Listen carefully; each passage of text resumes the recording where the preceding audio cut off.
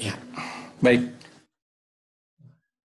Asumsi kita ketika orang telah menjalin kepercayaan kuat dengan kita, mereka siap untuk bekerja bersama kita, maka langkah selanjutnya adalah bagaimana kita melakukan yang disebut dengan formulating objektif, memformulasikan atau merumuskan sasaran-sasaran, ya, menetapkan sasaran-sasaran untuk dicapai.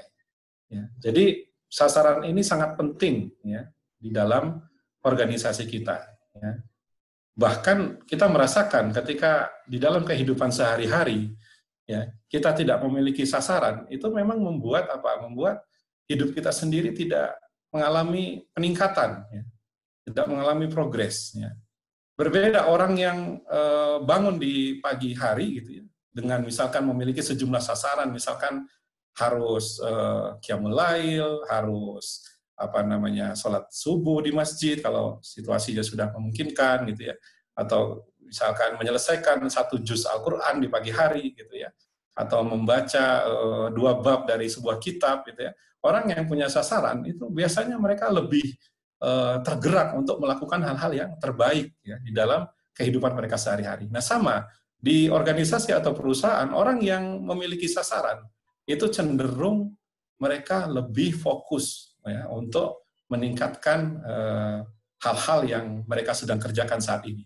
Karena itu penting bagi pemimpin yang ingin memetik kinerja terbaik dari orang-orang yang mereka pimpin untuk menetapkan sasaran-sasaran ini. Ya, nah kita lihat ya, kegagalan pemimpin itu biasanya diawali saat mereka tidak bisa mendorong timnya untuk fokus pada sasaran-sasaran prioritas tinggi. Ya. Jadi ketika kita tidak memiliki kerangka awal, ya, seperti apa kira-kira target-target dari setiap orang yang ada di dalam organisasi ini, gitu ya?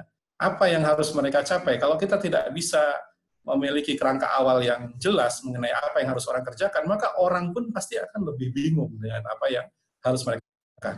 Ya. Kebanyakan kita merasa sudah cukup dengan adanya program kerja, ya, dengan adanya proker pastilah orang akan melakukannya, ya, ya.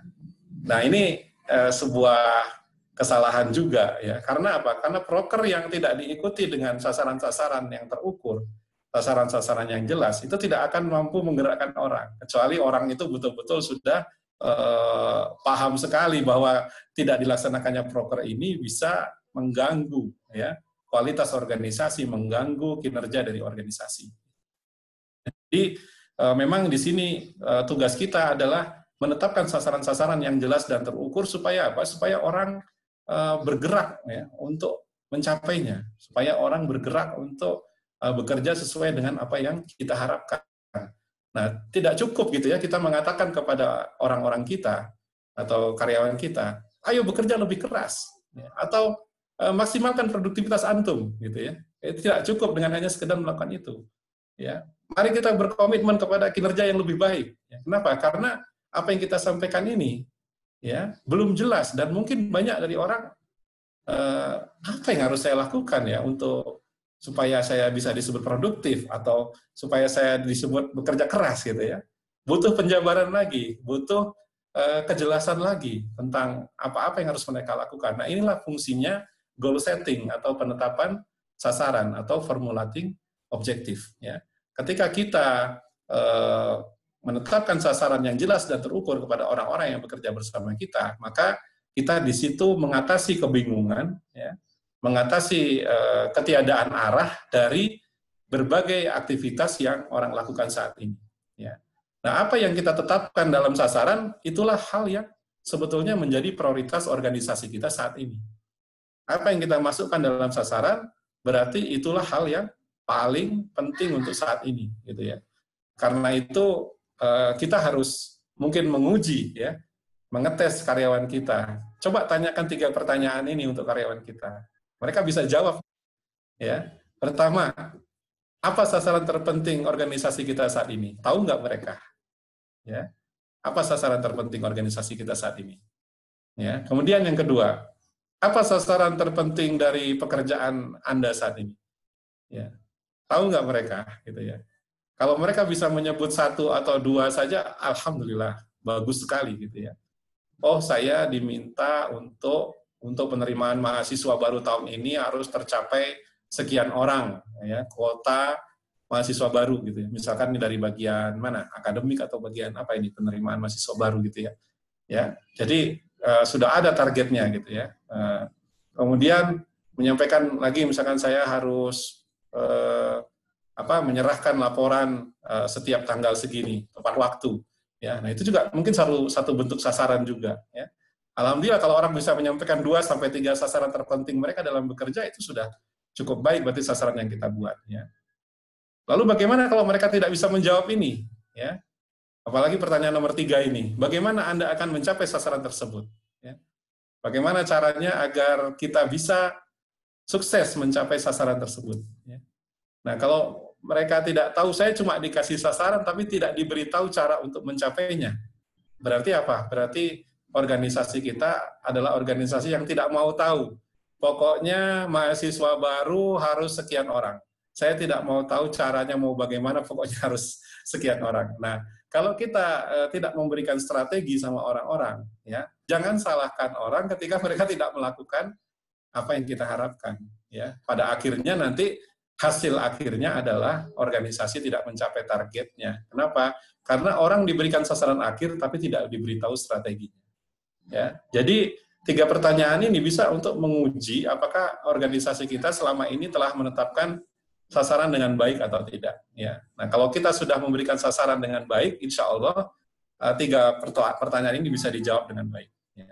Nah, karena itu saya memperkenalkan ada 5 syarat sasaran yang disebut sasaran efektif. Ya. Agar sasaran bisa disebut efektif harus memenuhi 5 kriteria ini. Pertama, dia harus spesifik, ya. Artinya harus jelas. Jadi tidak seperti tadi, ayo bangun teamwork yang lebih kuat, ayo bekerja lebih keras, ayo lebih produktif. Nah, itu sasaran yang menurut saya tidak jelas. Ya, bekerja lebih keras sampai sejauh mana? Bekerja lebih produktif, batasan suksesnya seperti apa? Nah, itu kan tidak jelas. Ya, ya. Jadi harus spesifik sasaran itu. Kemudian yang kedua, harus measurable. Ya, M-nya itu measurable, harus dapat diukur. Pencapaian sasaran kinerja itu harusnya dapat dikuantifikasi. Semua yang tidak bisa dikuantifikasi, menurut saya tidak bisa dijadikan sasaran. Ya. Kalau bentuknya penilaian perilaku atau penilaian sikap, mungkin bisa, tapi itu pun sebetulnya tidak valid ya, tidak bisa terukur dengan baik. Misalkan kita memasukkan sasaran ke ke orang atau SDM kita, meningkatkan komunikasi. Nah, bagaimana itu mengukur komunikasi itu? Ya kan? Itu tidak dapat diukur, ya. Gitu. Ya. Jadi paling ukurannya ya tadi 1-4 seperti waktu saat kita seperti akan membangun trust tadi. Ya, ada survei, kita nilai diri kita 1-4 berdasarkan persepsi orang lain, gitu ya. Orang lain yang memberikan penilaian, gitu ya. Kalau mereka baik hati dikasih alasannya kenapa mereka ngasih nilai 3, kenapa mereka ngasih nilai 2, gitu ya. Nah, itu pun tidak akurat. Nah, di dalam sasaran yang saya maksud di sini adalah dapat diukur, dapat dikuantifikasi. Ya, jadi kalau tidak bisa diukur dan dikuantifikasi berarti tidak termasuk di dalam sasaran. Karena sasaran ini tidak harus banyak. Ya. 1 orang mungkin sasarannya 3 atau 4 sasaran sudah cukup. Ya. Tidak perlu banyak-banyak. Yang penting apa? Yang dikerjakan mereka itu berkontribusi besar terhadap keberhasilan organisasi kita. Ya. Nah, kemudian yang berikutnya A, achievable. Harus dapat dicapai, harus realistis, ya kan? Misal ada organisasi yang menetapkan target keuangan. Pendapatan lembaga bulan Agustus ini harus masuk dana misalkan sekian M, gitu kan?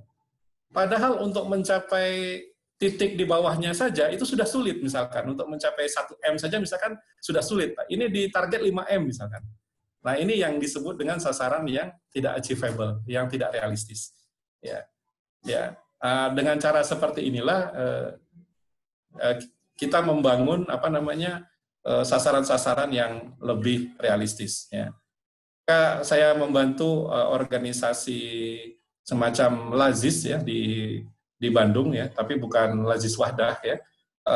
Kita menetapkan sasaran ini betul-betul bertahap ya, sampai akhirnya mereka bisa mencapai penghimpunan kira-kira sekitar 9 miliar satu bulan gitu ya. Itu dimulai dari angka 700 juta dulu, saya ingat sekali awalnya. 700 juta dulu. Bertahap terus naik, sampai akhirnya titik terakhir saya tinggalkan itu tahun 2012, mereka di setahun itu penghimpunannya sekitar 9 miliar. Itu tidak bisa langsung kita menetapkan target tinggi, jadi harus bertahap. Dan setiap orang bisa jadi job desk-nya sama, posisi jabatannya sama, bisa jadi targetnya beda-beda, tergantung kemampuannya masing-masing. Karena bagi seseorang target tertentu bisa tampak realistis, bisa tampak tidak realistis, terlalu ketinggian. Gitu ya. Nah, kemudian yang keempat, R-nya relevan.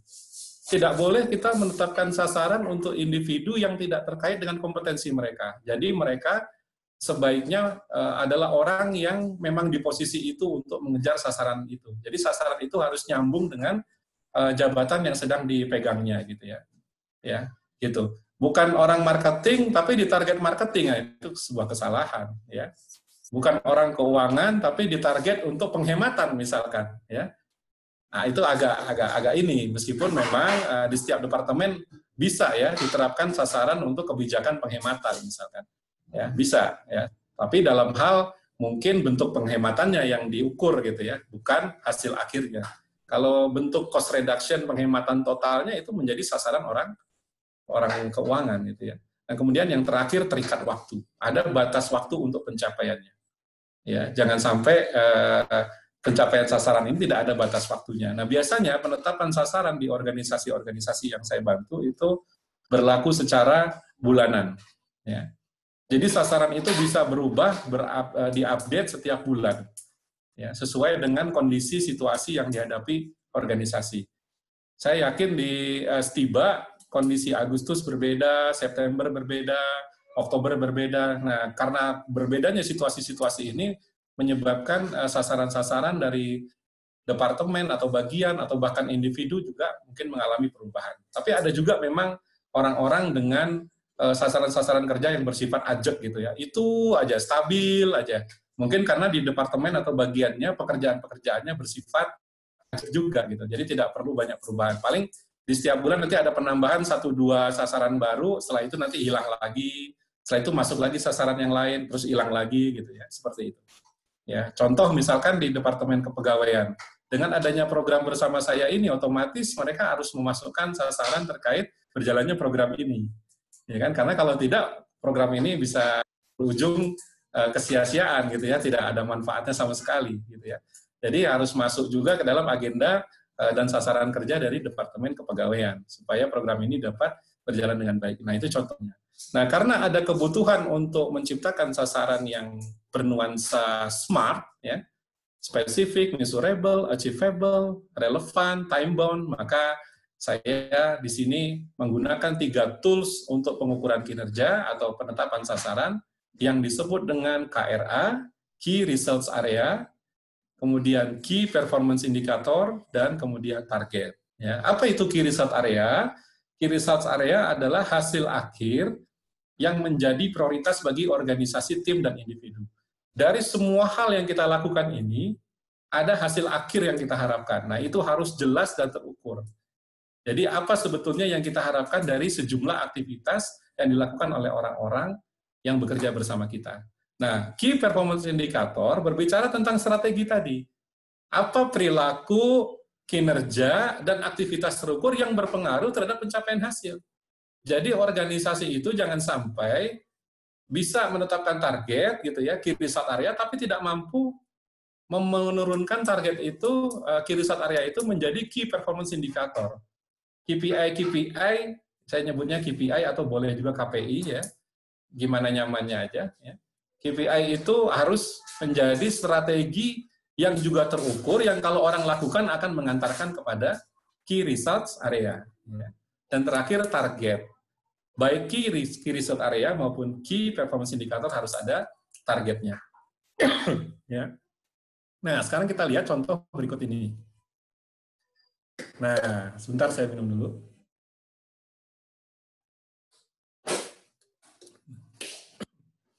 Nah, ini.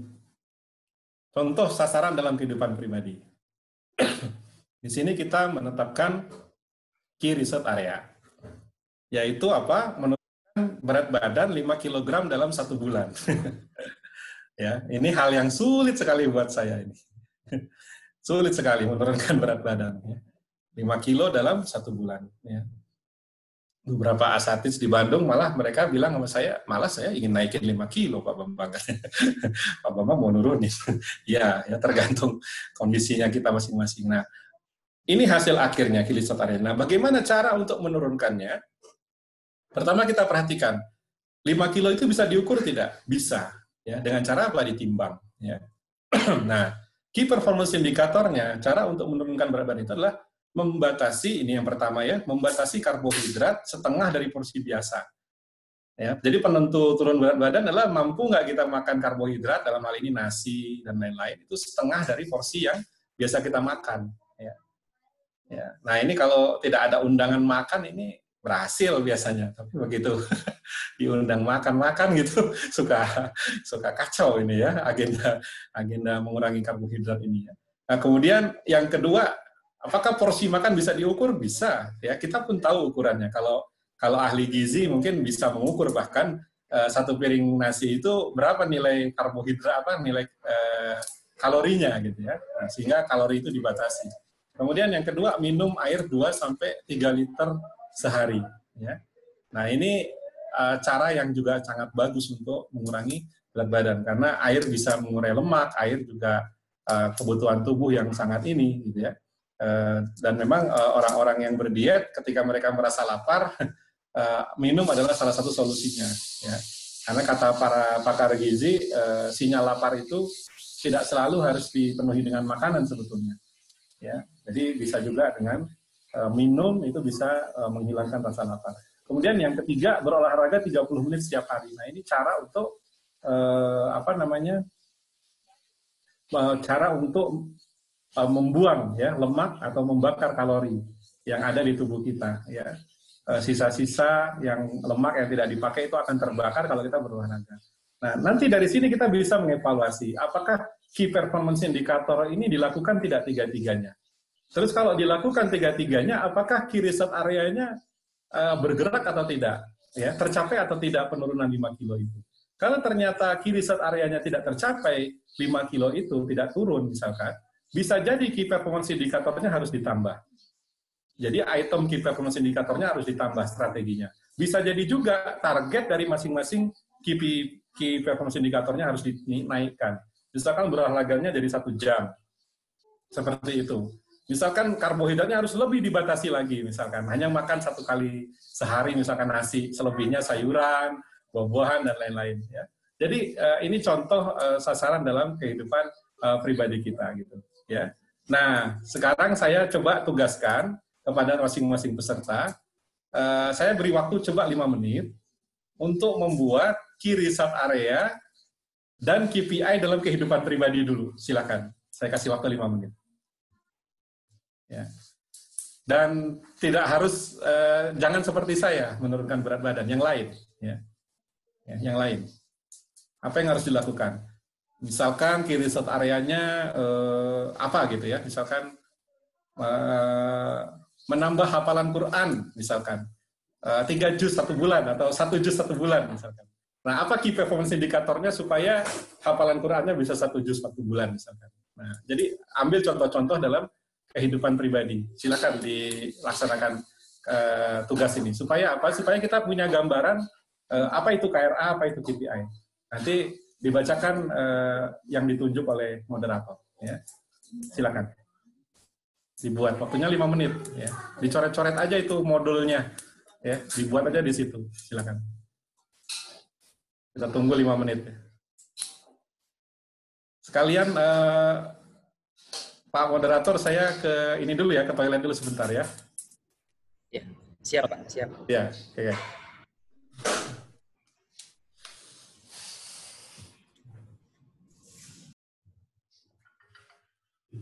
Kasih tugas.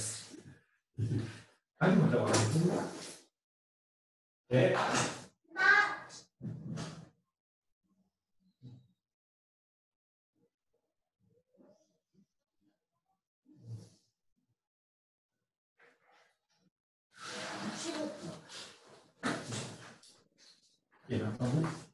Bentar, izin dulu Ustaz. Oke. Bentar, Iya. bentar sekali. Iya Ustaz, iya. Tafadhal Ustaz.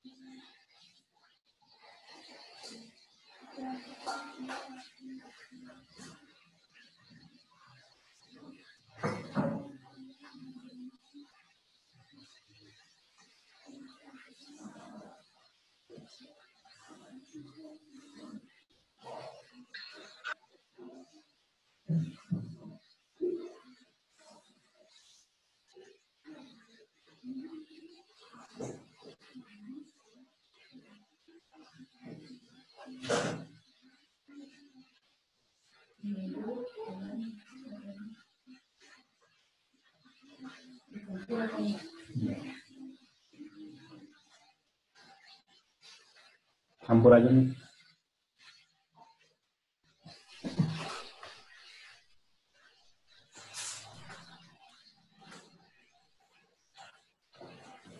Sudah 5 menit belum ya?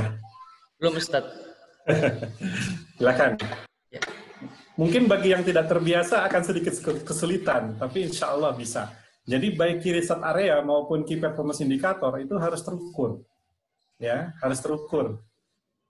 Jadi untuk mencapai key result area harus ada key performance indicator yang juga terukur. Ya.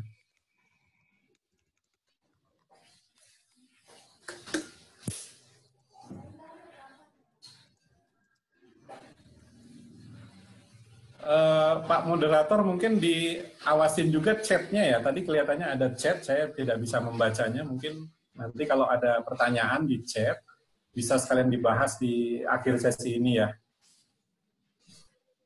Iya Pak, siap. Ya, siap ya. Baik, saya ingin mendengar dari 3 orang. Ada yang sudah, silakan raise hand. Silakan angkat tangan. Masya Allah, sudah ada Pak. Ya, silakan. Mas Chandri. Ya, silakan. Oh, Ya, Mas itu aja. Ya, Ustaz Sandri lagi, alhamdulillah. Oke. Ya. Enggak apa-apa Pak ya, karena ada yang lain ya, jadi saya dulu ya, mungkin jadi motivasi untuk yang lain ini. Silakan. Baik, untuk key result areanya, di sini saya menyelesaikan 1 buku dalam setahun. Ya, karena pengalaman ada buku yang ya, satu buku dalam 1 tahun. Suaranya putus-putus Ustaz. Ustaz Chandri. Halo?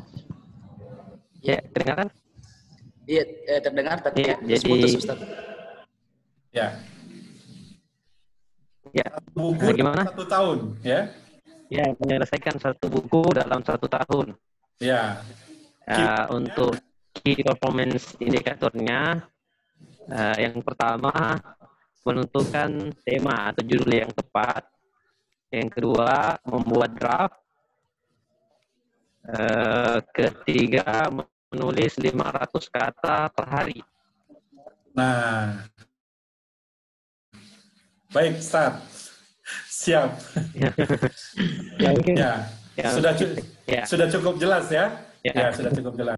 Ya, tinggal nanti ditambahkan draft itu harus selesai kapan. Judul dan tema harus selesai kapan. Karena kalau itu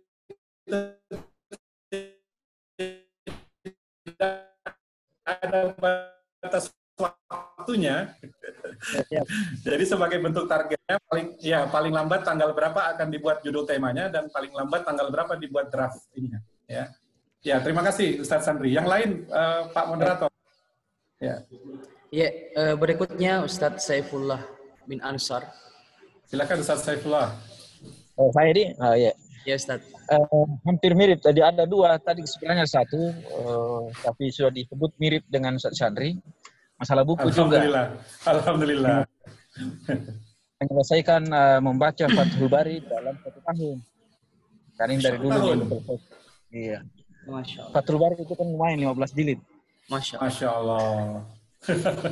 Faktor anunya, apa itu, key performance indikatornya Ya. kurang itu. Ya. Kurangi tidur, maksudnya membatasi waktu tidur. Membatasi tidur, baik Ustaz. Berapa maksimal tidur Ustaz 1 hari berarti?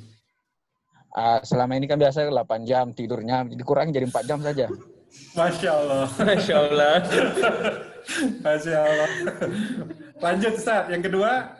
Yang ini ada cuma dari teman-teman meyakinkan istri untuk dapat izin poligami, katanya begitu. Bagaimana ceritanya itu? Aduh, Ustaz. Tapi kayaknya nggak bisa diukur itu, Di. Nggak bisa diukur. Itu dia yang pertama, yang masalah buku dan juga hafalan-hafalan mutun. Sebenarnya itu yang terbesit tadi ketika hal ini ditanyakan. Ya, Ustaz. Baik. Ya, begitu Ustaz. Ya, sudah cukup terukur ya. Cuma nanti harus ada target tambahannya berapa per hari harus membaca jumlah halaman Fathul Bari itu ya. Harus ada itu. Ya, selanjutnya Pak Moderator, siapa lagi yang tunjuk tangan? Ya, berikutnya saya persilakan kepada Ustadz Askar Fatahuddin.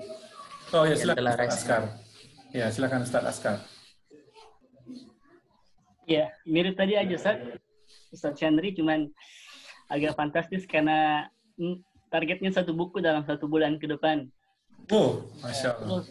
Key performance indikatornya pertama adalah untuk setiap hari 5 jam sampai 4 jam. Yang kedua, menyusun target harian 5 sampai 8 halaman.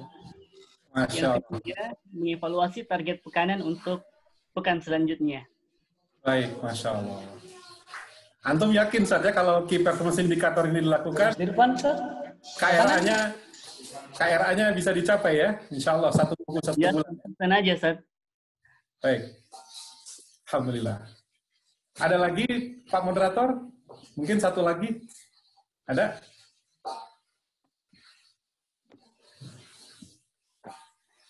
Ada? Nah itu. Iya, Ustadz Ahmad Syarifuddin. Ya, silakan Yes. Ustadz Asmad.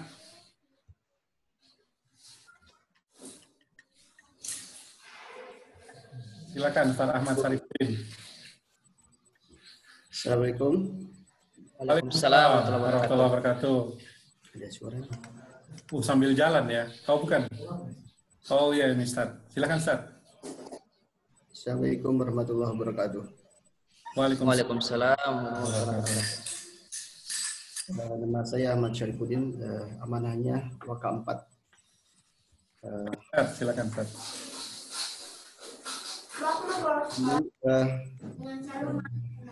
Sasaran dalam kehidupan pribadi, KRA-nya menyelesaikan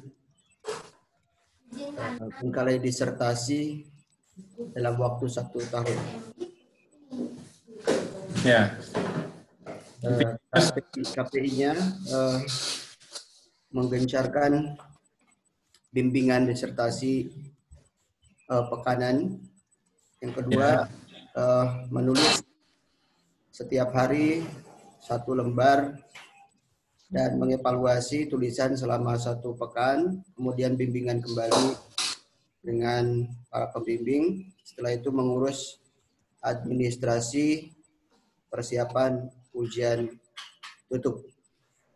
Masya Allah. Bisa kelahiran. Ya. Baik Ustaz. Cukup Ustaz? Barakallah. Mudah-mudahan dimudahkan Ustaz. Amin. Ada lagi Pak? 1 lagi aja. Ya, masih ada 1 lagi insya Allah. Ya, silakan. Ustadz Mustirfan. Ya, silakan. Kepala Bagian Tata Usaha. Kami persilakan. Silakan. Oh, iya, Ustaz. Ini sederhana. QRA-nya itu selalu mendapatkan takbiran awal selama 40 hari di masjid secara berjamaah. Masya Allah. Sholat jamaah. KPI-nya yang pertama selalu berwudu pada saat azan berkumandang. Amin. Alhamdulillah. Kemudian yang kedua selalu melaksanakan sholat sunnah qabliyah di masjid. Itu cuma 2, Pak. Masya Allah. Masya Allah. Alhamdulillah. Sudah terbayang ya KRA KPI seperti apa dan bagaimana menerapkannya dalam kehidupan pribadi. Baik, kita lanjutkan ya Pak Moderator kajiannya ya. Alhamdulillah. Siap Ustaz, silakan Ustaz. Peserta sudah saya nilai paham dengan apa yang saya maksudkan ya. Nah, langkah perumusan sasaran kinerja ya, apa yang harus kita lakukan? Yang pertama adalah kita harus memetakan dan merumuskan sasaran organisasi terlebih dahulu. Ya. Di dalam hal ini libatkan tim manajemen inti di dalam melaksanakan perumusannya. Pastikan sasaran organisasi selaras dengan prioritas saat ini. Ya.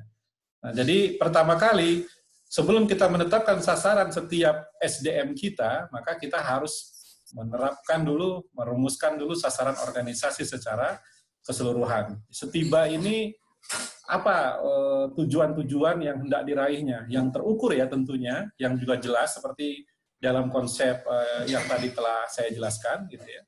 Apa sasaran-sasaran terpenting organisasi ini, ya? Apakah itu bisa tahun ini ataukah bisa dibuat dalam semester ini, gitu ya? Yang penting ada sasaran-sasaran yang jelas dan terukur. Kemudian yang kedua, petakan dan rumuskan sasaran setiap departemen atau unit berdasarkan sasaran organisasi itu. Kalau dilihat dari struktur organisasi STIBA yang sudah saya terima, berarti setelah memetakan rumusan sasaran organisasi STIBA, langkah berikutnya adalah merumuskan sasaran bidang-bidang yang diketuai oleh wakil ketua. Ya. Jadi wakil ketua 1, 2, 3, 4 menyusun sasaran untuk bidang-bidang. Ya. Nah setelah itu dari bidang-bidang diturunkan menjadi sasaran bagian-bagian. Ya, contoh di bidang umum itu ada 4 ya, bagian gitu ya. Jadi dibuat sasaran-sasaran seperti itu. Kemudian pembuatan sasaran bidang maupun bagian itu harus selaras dengan sasaran yang hendak dicapai dari organisasi secara keseluruhan. Nah, kemudian langkah terakhirnya setiap bagian merumuskan sasaran individu bagi setiap orang yang ada di bagian-bagian itu. Nah, bagaimana dengan sasaran para leader? Sasaran para leader itu berarti sasaran organisasi. Jadi sasaran ketua STIBA adalah sasaran organisasi STIBA. Sasaran wakil ketua adalah sasaran bidangnya. Ya, sasaran kepala bagian adalah sasaran dari bagiannya tadi. Ya. Nah, kemudian untuk staf, untuk karyawan berarti sasaran-sasaran dari individu yang diturunkan dari sasaran bagian. Ya, nah dengan cara seperti ini maka secara logika kalau semua individu dan para leader mencapai target kinerja yang diharapkan berarti otomatis berbanding lurus dengan pencapaian sasaran organisasi. Ya, nah dalam gambarannya bisa dilihat seperti ini. Nah ini contoh sasaran dari organisasi. Ya. Kita lihat di sini ada key research area meningkatkan kinerja keuangan, profit naik 10%. Nah, ini perusahaan profit berarti ya. Saya belum membuat untuk STIBA karena STIBA ini lembaga pendidikan berarti sasarannya akan berbeda mungkin dengan ini. Ya, dan ini insya Allah akan kita rumuskan agendanya adalah di pekan depan, pekan kedua dalam program ini. Nanti insya Allah jadwalnya akan dibuatkan dulu oleh bagian kepegawaian. Ya. Nah, di sini untuk mencapai kinerja keuangan profit naik 10%, caranya ada 2, kelancaran pembayaran piutang dari pihak ketiga atau klien 99%, fixed cost reduction, pengurangan biaya-biaya tetap 10%. Maka akan bisa dicapai profit naik 10%. Kemudian di sini ada target marketing. Key research area tercapainya target penjualan 50 miliar. Maka cara untuk mencapai itu menurut perusahaan ini jumlah klien baru 10, terlaksananya strategi marketing 100%. Ya. Kemudian kepuasan pelanggan yang lebih baik. Jadi diharapkan 98% pelanggan puas. Keluhan klien yang langsung direspon oleh manajemen kurang dari 24 jam itu 100%. Solusi yang sesuai kebutuhan klien itu 100%. Jadi kepuasan pelanggan dinaikkan dengan 2 strategi KPI, yaitu keluhan yang cepat direspon sama solusi yang sesuai dengan kebutuhan klien. Ya. Kemudian ketepatan waktu penyelesaian proyek 95% dari total proyek. Ya, masalah atau kendala teknis yang diselesaikan tepat waktu 100%, kemudian upgrade peralatan kerja itu 90%. Kemudian kualitas jasa yang memenuhi standar kualitas jasa yang memenuhi standar kualitas itu 100%. Ya. Briefing mingguan dengan klien 100%, quality monitoring sesuai standar 100%. Kemudian kepuasan karyawan yang lebih baik, ya 80%, berarti di sini ada pengukuran employee satisfaction, ya, tingkat kepuasan karyawan. Nah, keluhan karyawan yang langsung direspon manajemen 100%, program gathering karyawan dan keluarga 2 kali dalam 1 tahun, perayaan kerja bulanan 1 kali dalam 1 bulan, program restrukturisasi gaji 1 kali dalam 1 tahun, yaitu Januari 2020. Nah, ini terlaksana 100%. Terakhir, jumlah karyawan yang berpredikat outstanding performer, yaitu 75%, yaitu karyawan yang mencapai skor kinerja 100 minimal atau di atas 100. Itu disebutnya outstanding performer. Di sini cara untuk mencapainya adalah leader atau manajer yang mampu mengelola KPI itu 100%, manajer yang mampu melakukan coaching 100%. Jadi semua manajer harus mampu melakukan penilaian kinerja dan juga coaching 100%. Ya. Nah, ini contoh dari sasaran organisasi yang pernah saya buat di organisasi lain. Nah, nanti untuk di STIBA tentu ini bisa jadi berbeda, ya, sama sekali dengan apa yang dicontohkan di sini. Jadi penetapan sasaran organisasi ini sangat bergantung dari apa-apa hal yang menjadi prioritas organisasi saat sekarang ini. Jadi tergantung bidangnya beda gitu ya. Mungkin kalau di pendidikan sasaran itu tidak sama seperti di perusahaan profit gitu ya. Nah, kemudian ini contoh dari sasaran organisasi tadi telah diturunkan ke Departemen Marketing. Tadi kan ada target penjualan 50 miliar. Nah, di sini perusahaan menetapkan jumlah klien barunya harus 10, jumlah penawaran program per bulan harus 50, jumlah presentasi program per bulan harus 20. Untuk mencapai 50 miliar itu caranya seperti itu. Ya, kemudian kepuasan klien yang lebih baik ini menurunkan yang tadi, kemudian karyawan berpredikat outstanding performer ini menurunkan yang juga dari sasaran organisasi. Jadi masuk juga ke Departemen Marketing. Ya. Lalu dari sini akhirnya diturunkan ke individu. Ya. Nah, jadi nanti penetapan sasaran KRA KPI ini sampai ke level individu. Jadi kalau karyawan STIBA ada 100 orang misalkan, maka setiap orang akan mendapatkan sasaran individu ini. Bentar, saya minum dulu.